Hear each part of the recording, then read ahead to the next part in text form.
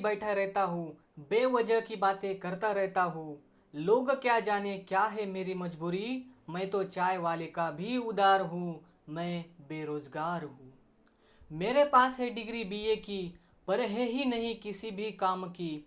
घर में कोई कुछ भी नहीं कहता, क्योंकि मैं माँ बाप का प्यारा हूँ, मैं बेरोजगार हूँ।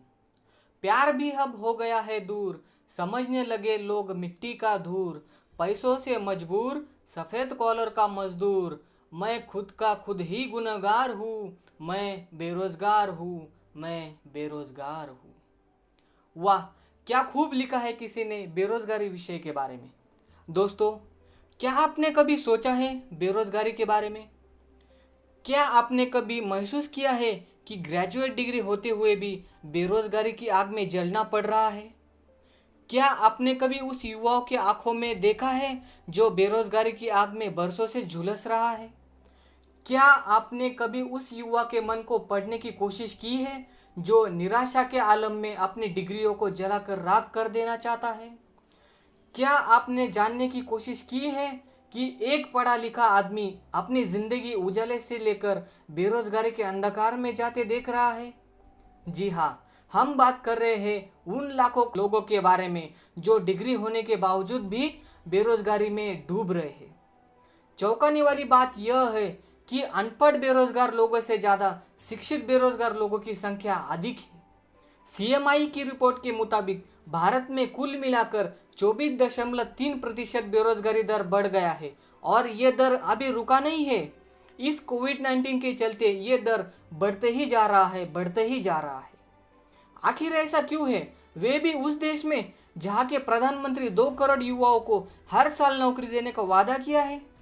क्या यह संभव है कि भारत में हर साल 2 करोड़ युवाओं को सरकारी नौकरी मिल पाएगी? पहले तो हमें यह बात समझनी चाहिए कि भारत में सरकार कभी भी 100% रोजगार पैदा नहीं कर सकती।